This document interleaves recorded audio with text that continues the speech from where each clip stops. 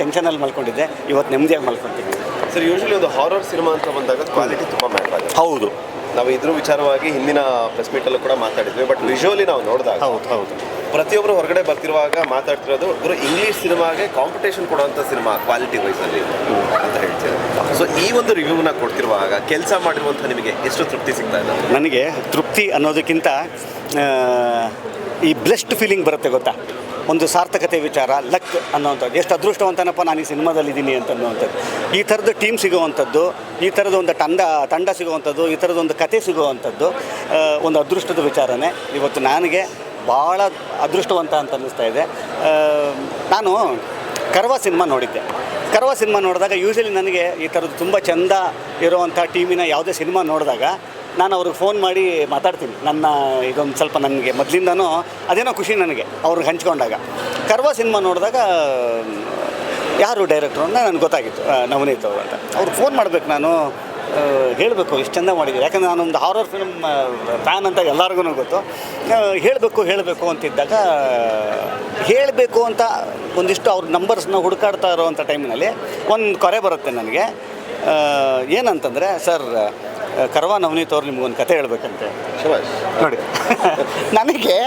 ನಾನು ಆ್ಯಕ್ಚುಲಿ ಹುಡುಕ್ತಾ ಇದ್ದೆ ಅವ್ರನ್ನ. ಏನಕ್ಕೆ ಅಂತಂದರೆ ಸಿನಿಮಾ ಮಾಡೋ ವಿಚಾರಕ್ಕಲ್ಲ, ಈ ಸಿನಿಮಾ ಚೆನ್ನಾಗಿದೆ ರೀ, ಎಷ್ಟು ಚಂದ ಮಾಡಿದ್ದೀರಾ ನಿಮ್ಮ ಅಂತ ಹುಡುಕಬೇಕು ಅಂತ ಅನ್ನೋವಂಥ ಸಮಯದಲ್ಲಿ ಅವ್ರಿಗೆ ನನ್ನ ಮೇಲೆ ಒಂದು ಸಿನಿಮಾ, ನನ್ನ ಜೊತೆಲಿ ಒಂದು ಸಿನಿಮಾ ಮಾಡಬೇಕು ಅಂತ ಅನ್ನೋದು ಬರುತ್ತೆ ಗೊತ್ತು. ಎಂಥ ಕಾಕತಾಳಿಗೆ. ಆವಾಗಲೇ ಅಂದ್ಕೊಂಡೆ ನನಗೆ ಇಷ್ಟವಾದ ಜಾನರು, ನನಗಿಷ್ಟವಾದ ಸಿನಿಮಾದ ನಿರ್ದೇಶಕರು ಅವ್ರ ಕಡೆಯಿಂದ ಒಂದು ಕತೆ ಹೇಳುವಂಥ ಒಂದು ಅವಕಾಶ ಬಂತು ಅಂತಲ್ಲ. ನಾನು ಆವಾಗಲೇ ಡಿಸೈಡ್ ಮಾಡಿದೆ, ಈ ವಯನ್ ಬಿಡಬಾರ್ದು ಅಂತ. ಆಮೇಲೆ ಒಂದು ಕತೆನ ಹೇಳಿದ್ರು. ನಾನು ಕರ್ವಾದ ಆಜು ಬಾಜು ಇರುವಂಥ ಕತೆ ಆಗಿರುತ್ತೇನೋ ಅಂತ ಅಂದ್ಕೊಂಡೆ. ಬಟ್ ನೋ, ಅವರು ಕರ್ವನೇ ಬೇರೆ, ಈ ಸಿನಿಮಾನೇ ಬೇರೆ. ಆದರೆ ಒಂದು ಪ್ರಪಂಚ ಅಂತ ಇರುತ್ತೆಯಲ್ಲ, ಕರ್ವ ಪ್ರಪಂಚ ಅನ್ಬೋದು ಅಥವಾ ನವನೀತ್ ಅವರ ಪ್ರಪಂಚ ಅಂತ ಹೇಳ್ಬೋದು. ಆ ಪ್ರಪಂಚಕ್ಕೆ ಸೇರೋ ಅಂಥ ಇನ್ನೊಂದು ಸಿನಿಮಾ ಅಂತ ಅಂದ್ಕೊಂಡ್ವಿ. ಕತೆ ಹೇಳ್ಬೇಕಾದ್ರೆ ಗೊತ್ತಾಯಿತು, ಈ ಸಿನಿಮಾ ಟೆಕ್ನಿಕಲಿ ತುಂಬ ಸ್ಟ್ರಾಂಗ್ ಟೆಕ್ನಿಷಿಯನ್ಸನ್ನು ಕೇಳುತ್ತೆ ಅಂತ ಅನ್ನೋವಂಥದ್ದು. ಅಲ್ಲಿ ನಮಗೆ ತುಂಬ ದೊಡ್ಡ ಬೆನ್ನೆಲುಬಾಗಿ ಬಂದು ನಿಂತ್ಕೊಂಡಂಥವ್ರೆ ಈ ಸಿನಿಮಾದ ನಿರ್ಮಾಪಕರು. ಅವ್ರು ಬಂದು ಅವರೇ ಹೇಳ್ಬಿಟ್ರು, ಸರ್ ಇದು ಕತೆನೇ ನೋಡ್ತಾ ಇದ್ದರೆ ಒಂದು ಇಂಗ್ಲೀಷ್ ಪಿಕ್ಚರ್ ಥರದ್ದು ಒಂದು ಕತೆ ನಮಗೆ ಎಲ್ಲ ವಿಜುವಲಿ ಕಾಣಿಸ್ತಾ ಇದೆ. ನನಗೆ ಅದನ್ನು ನಾವು ಅಚೀವ್ ಮಾಡಬೇಕು ಅಂತ ಅನ್ನೋದಾದರೆ ಅಂಥ ಟೆಕ್ನಿಷಿಯನ್ಸೇ ಬೇಕು ಅಂತ ನನಗೇನು ಅನಿಸಿತ್ತು, ಅದು ಒಬ್ಬ ನಿರ್ಮಾಪಕರಿಗೆ ಅನಿಸಿದೆ ಅಂತ ಅನ್ನೋದಾದರೆ, ಒಬ್ಬ ನಟನಿಗೆ ಅದಕ್ಕಿಂತ ಒಂದು ದೊಡ್ಡ ಶಕ್ತಿ, ಅದಕ್ಕಿಂತ ಒಂದು ದೊಡ್ಡ ನಿರಾಳತೆ ಇದೆ ಗೊತ್ತಾ.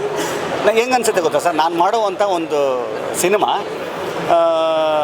ಸೇಫ್ ಹ್ಯಾಂಡ್ಸಲ್ಲಿ ಒಂದು ಒಳ್ಳೆಯ ಕೈಗಳ ಜೊತೆಲಿ ಸೇರಿಕೊಂಡಿದೆ, ಒಂದು ಒಳ್ಳೆಯ ಮಡಿಲಿಗೆ ಸೇರಿದೆ ಅಂತ ಅನ್ನೋವಂಥ ತೃಪ್ತಿ ಯಾವಾಗ ಬರುತ್ತೆ ಅಂತಂದರೆ, ಈ ಸಿನಿಮಾ ಹೀಗೆ ಮಾಡೋಣ ಅಂತ ಅನ್ನೋವಂಥದ್ದು ತಂಡಕ್ಕೆ ಬರುತ್ತೆ ಗೊತ್ತಾ. ಆವಾಗ ನನಗೆ ದೊಡ್ಡ ಒಂದು ಬೆನ್ನೆಲುಬಾಗಿ ಸಿಕ್ಕಂಥವ್ರೆ ಅನೂಪ್, ಈ ಸಿನಿಮಾದ ಸಿನಿಮಾಟೋಗ್ರಾಫರ್. ನಾನು ಎಷ್ಟೋ ಕಡೆ ಹೇಳ್ತಾ ಇರ್ತೀನಿ, ಈ ಸಿನಿಮಾದ ನಿಜವಾದ ಹೀರೋಗಳು ಟೆಕ್ನಿಷಿಯನ್ಸು ಅಂತ. ಅನೂಪ್ ಅವರು ಈ ಸಿನಿಮಾದ ಸಿನಿಮಾಟೋಗ್ರಫಿ. ಇವತ್ತು ನೀವೇನೇನು ಮೆಚ್ಕೊಳ್ತಾ ಇದ್ದೀರಿ ಅದು ಅನೂಪ್ ಅವರ ಕೆಲಸ. ಇವತ್ತು ನೀವೇನೇನು ಮೆಚ್ಕೊಳ್ತಾ ಇದ್ದೀರಿ ಅದು ಅವಿನಾಶ್ ಸೌಂಡನ್ನು, ಅಂದರೆ ರಿಕಾರ್ಡಿಂಗನ್ನು ಮಾಡಿದಂಥವ್ರು. ರಸೂಲ್ ಪೂಕೋಟಿ ಅವರ ಸೌಂಡ್ ಡಿಸೈನಿಂಗು. ಆಸ್ಕರ್ ವಿನ್ನರ್ ಅವರು, ಆಸ್ಕರ್ ವಿನ್ನಿಂಗ್ ಟೆಕ್ನಿಷಿಯನ್ ಆಗಿರ್ತಾರೆ ಅವರು. ಸೊ ಅವ್ರನ್ನ ರೋಪಿಂಗ್ ಮಾಡುವಂಥದ್ದೇ ಅವರು ತುಂಬ ಒಂದಿಷ್ಟು ತಿಂಗಳುಗಳ ಕಟ್ಟಲೆ ಅವ್ರ ಸಂಪರ್ಕ ತೊಗೊಳೋದಕ್ಕೇ ಹಂಗಾಯಿತು. ಇವತ್ತು ಒಂದಿಷ್ಟು ಕಡೆ ಆ ಥರದ್ದು ಒಂದು ಎಫೆಕ್ಟ್ ಆಗುತ್ತೆ ಅಂತ ಅನ್ನೋದಾದರೆ ಅದು ಶರಣ್ ಅಲ್ಲ, ಅದಕ್ಕೆ ಒಬ್ಬರು ನಿರ್ದೇಶಕರಿದ್ದಾರೆ, ಅದಕ್ಕೊಬ್ಬರು ಸೌಂಡ್ ಡಿಸೈನರ್ ಇದ್ದಾರೆ, ಒಬ್ಬರು ಮ್ಯೂಸಿಕ್ ಡೈರೆಕ್ಟರ್ ಇದ್ದಾರೆ, ಮತ್ತು ಒಬ್ಬ ಸಿನಿಮಾಟೋಗ್ರಾಫರ್ ಇದ್ದಾರೆ. ಇವತ್ತು ಸಿನಿಮಾ ಒಂದು ಬೇರೆ ಥರ ಇದೆ, ಸ್ವಲ್ಪ ಇವೆಲ್ಲ ಒಂದು ಬೇರೆ ಒಂದು ಥರದ ಸಿನಿಮಾ ಇದು ಅಂತ ಅನ್ನೋವಂಥದ್ರಲ್ಲಿ ಅಲ್ಲಿ ಮೆಚ್ಕೊಳ್ತಾ ಇದ್ದೀರಾ ನೀವು ಅಂತ ಅನ್ನೋದಾದರೆ, ಇದು ಈ ಸಿನಿಮಾದ ಟೆಕ್ನಿಷಿಯನ್ಗೆ ಸೇರಬೇಕಾದಂಥ ಕ್ರೆಡಿಟ್ಸ್.